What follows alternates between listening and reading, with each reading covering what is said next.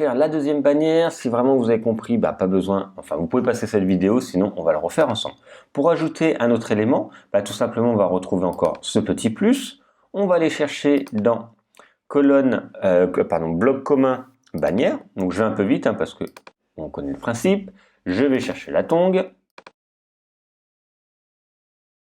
Et d'ailleurs, je vais vous expliquer une chose que je ne vous ai pas dit. Hop, alors tongue. Là, vous voyez, je l'ai écrit trop vite parce que moi, je le voulais écrire en titre. Donc, je le valide bien en titre. Ici, en H1, centré. Alors, ce que je voulais vous dire, c'était quand je clique sur mon image, que ce soit celle-ci ou celle-ci, ok, on va pouvoir changer. Alors, arrière-plan fixe, si on veut. Donc là, c'est beaucoup plus grand. Ici, on peut déplacer un petit peu si on veut centrer sur un élément plus particulier. Et on peut, la superposition, vous voyez, mettre en avant, changer la couleur de la superposition. Parfois, ça peut être sympa, ça peut donner un peu plus de couleur. Moi, j'étais resté assez neutre. Et on pourra changer l'opacité. Vous voyez? Donc, vraiment, on est libre pour changer la couleur du calque, ici, de la superposition.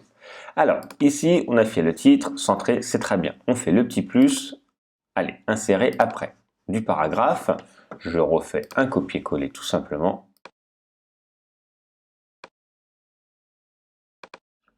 Ici, donc ça, c'est un paragraphe centré.